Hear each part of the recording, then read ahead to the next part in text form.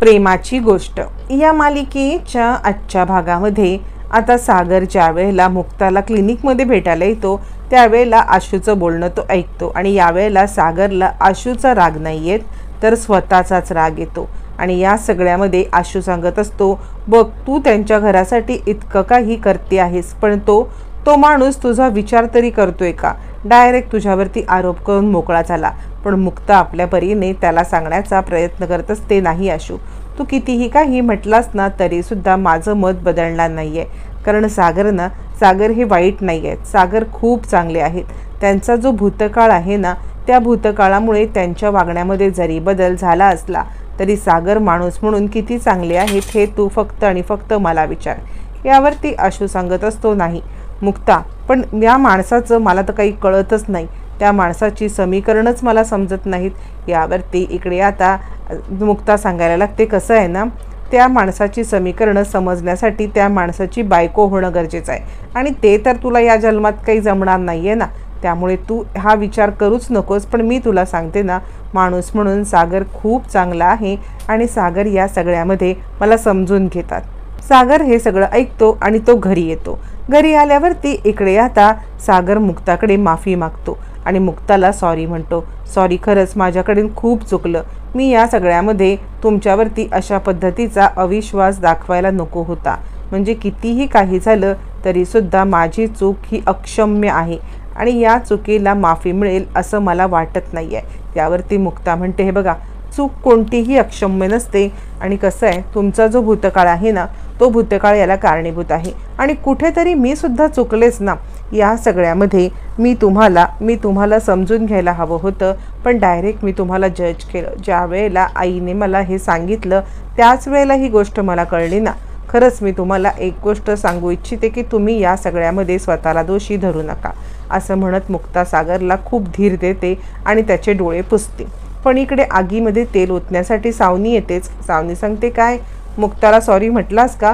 पण खरं सांगू का, तर मुक्ताला सॉरी म्हणण्याच्या तू लायकीचाच नाही आहेस, कारण तू कधीही कोणत्याही स्त्रीला आनंदी ठेवू शकत नाहीस। मला विचार ना, मी तुझ्यासोबत किती वर्ष आयुष्य काढलं, मी तुझ्यासोबत जवळजवळ 7 ते 8 वर्षाचा संसार केला, त्या 7 ते 8 वर्षामध्ये नवरा म्हणून तू फेल ठरला होतास आणि म्हणूनच तर मी त्या हर्षवर्धनकडे गेले ना, असं म्हणत निर्लज्ज सावनी आपल्या चुकीच्या वागणुकीचं आता सागरच्या माथी खापर फोडत असते आणि त्याचमुळे ती सांगते की जरी मुक्ता तुझ्यावरती प्रेम करत असली ना तरी तू तिला सुखी ठेवत नाहीस, ही गोष्ट तुला आत्ता कळायला पाहिजे।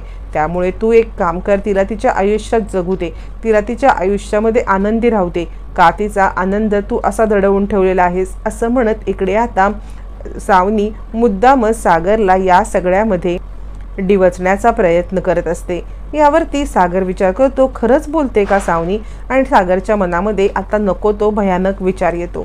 सागरच्या मनात विचार करतो की मी मुक्ताला या सगळ्यामध्ये डिवोर्स देतो जेणेकरून मुक्ता तिचं पुढचं आयुष्य तरी आता नॉर्मलपणे जगू शकेल, असा विचार सागर करतो आणि आता सावनी या सगळ्यामध्ये त्याला सपोर्ट करते। बरोबर आहे, तू जो निर्णय घेतलायस तो, कारण आशूसारखा माणूस जो मुक्ताच्या आयुष्यात यायला पाहिजे, जो मुक्ताच्या छोट्यातल्या छोट्या गोष्टी जाणतो, मुक्ताला कोणता त्रास आहे, तिची मेडिकल हिस्ट्री काय आहे, या उपर तिला अजून कोणता त्रास होतोय, हे सगळं जे आशू सांगू शकतो ते तू नाही सांगू शकत सागर। त्यामुळे मला असं वाटतंय की या सगळ्यामध्ये तू नवरा म्हणून पूर्णपणे फेल आहेस आणि त्या गोष्टीचा तू पुन्हा एकदा विचार करावास असं मला वाटतंय, असं म्हणत सावनी आता सागरला ती गोष्ट पटवून देते। मग मात्र या सगळ्यामध्ये सागर आता आपल्या वकिलांशी बोलून आता तो या सगळ्यामध्ये मुक्ताचे आणि त्याचे डिवोर्स पेपर तयार करून घेतो आणि तो विचार करतो,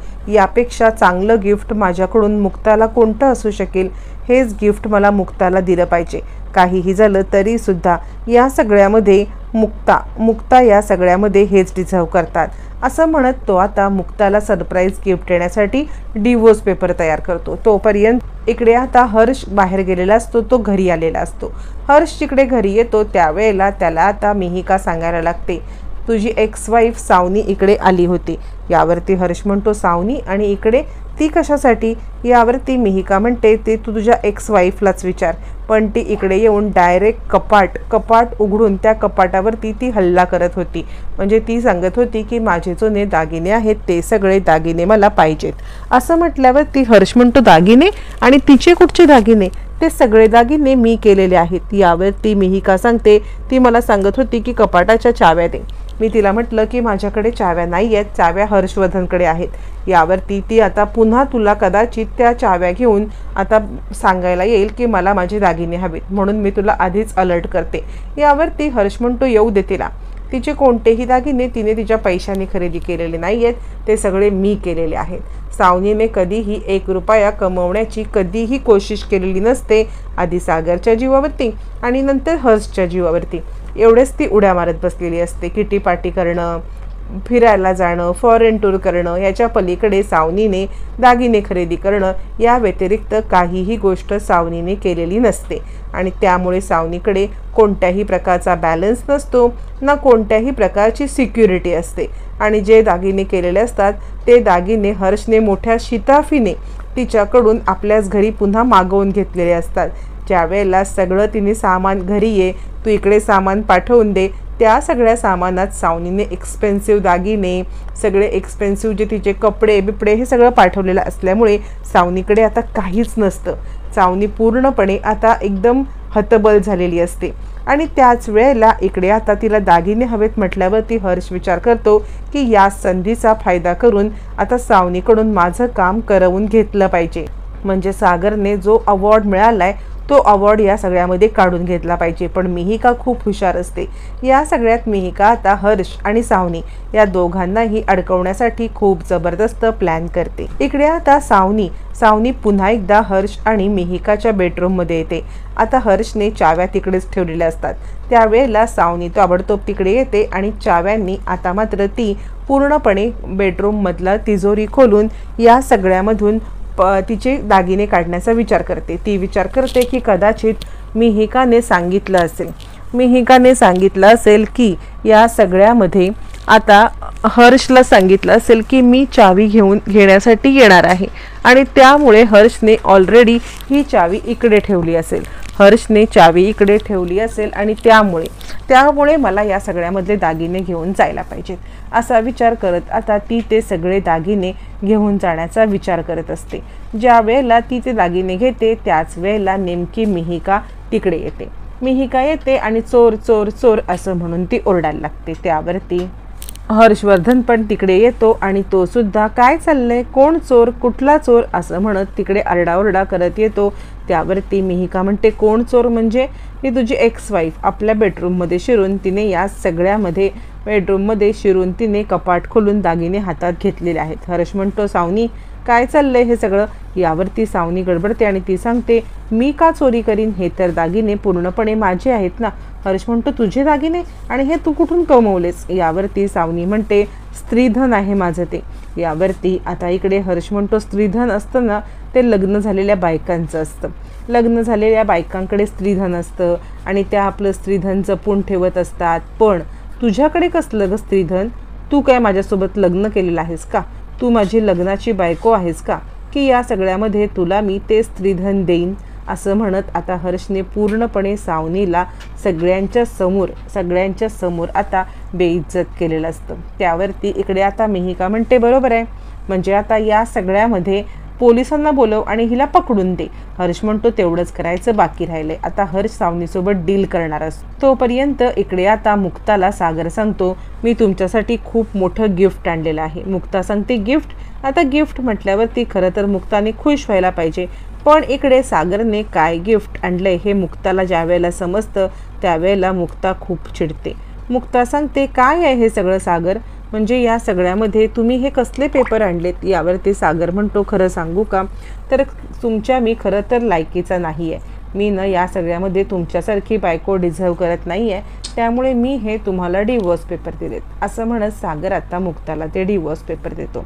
सागर ज्या वेळेला मुक्ताला ते डिवोर्स पेपर देतो मुक्ता सांगते खरं सांगू का तर तुमच्यासारखा माणूस हा खूप हिरा असतो. म्हणजे जरी काही छोट्या मोठ्या गोष्टी चुकत असतील, काही असतील, तरी तुम्ही माझ्यासाठी इतकी मोठी जागा खरेदी केलीत, म्हणजे माझ्यासाठी नाही तर तुम्ही ती आश्रमासाठी आणि दवाखान्यासाठी ही जागा खरेदी केलेली आहे. म्हणजे आता इथे खूप मोठा दवाखाना बनावा, भले हे माझं स्वप्न असेल, पण ते स्वप्न तुम्ही पूर्ण करताय. कोणता नवरा बायकोचं इतकं मोठं स्वप्न पूर्ण करतो? काही दोष काही गुण हे असतातच, असं म्हणत मुक्ता या सगळ्यामध्ये आता मात्र सागरला बोलत असते. त्यावेळेला सागर म्हणतो, खरं तर मला सावनीच्या बोलण्यावरती विश्वास बसला. बोलता बोलता सागरच्या तोंडून सावनीचं नाव ऐकल्यावरती आता ऐकते मुक्ता हादरते आणि ती म्हणते, सावनीचा या सगळ्यामध्ये काय संबंध आहे? यावरती मग सागर सांगायला लागतो की सावनीनेच मला सांगितलं की खरं तर मी सावनीला पण नाही खुश ठेवू शकलो आणि तुला पण नाही ठेवू शकलो. मग मुक्ता चिडते. इकडे आता सावनीला बोलवल्यावरती या सगळ्यामध्ये ती सांगते, तुम्ही सागरना काय सांगितलं? त्यावरती आता सावनी म्हणते, मी काही नाही सांगितलं. मग मात्र मुक्ता आता या सगळ्यामध्ये सावनीला म्हणते, एक थोबाडीतच पहिली देते, आणि का तुम्ही या सगळ्यामध्ये माझ्या याच्यामध्ये विष पेरण्याचं काम करताय? का तुम्ही हे सगळं करताय? मला या सगळ्यामध्ये तुमची खूप कीव वाटायला लागले. असं म्हटल्यावरती मग मात्र इकडे आता सावनी म्हणायला लागते, मी काय केलं? मुक्ता म्हणते, तुम्ही काय केलं मला हे सगळं माहिती आहे. तुम्ही सागरला सांगितलं ना की मला डिवोर्स द्यायला. यावरती आता मात्र सावनीची इकडून पण वाजलेले असतात, तिकडून पोलिसांच्याकडून पण वाजलेले असतात. सावनी पूर्णपणे या सगळ्यामध्ये अडकलेली असते.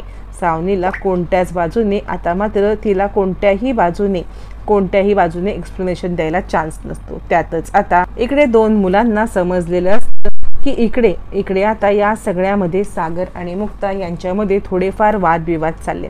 मग दोन्ही मुलं एकमेकांच्या सोबत आता निर्णय घेतात की सागर आणि मुक्ता या दोघांना एकाच रूममध्ये बंद करायचं. सागर आणि मुक्ता यांना एका रूममध्ये बंद करायचं, जेणेकरून या सगळ्यामध्ये दोघांना त्यांचा क्वालिटी टाईम स्पेंड करता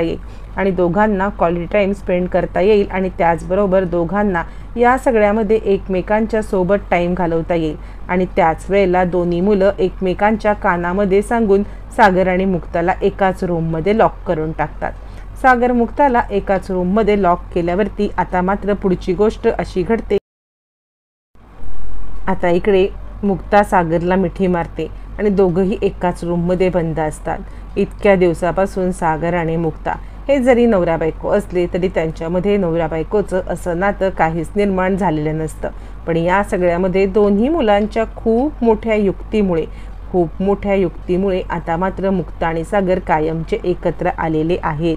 जोरदार दोघांचंही हनीमून झालेलं आहे. तर इकडे सावनीला चोर ठरवून इकडे आता हर्षवर्धनने तिला या सगळ्यामध्ये जेलमध्ये पाठवण्याची व्यवस्था केली.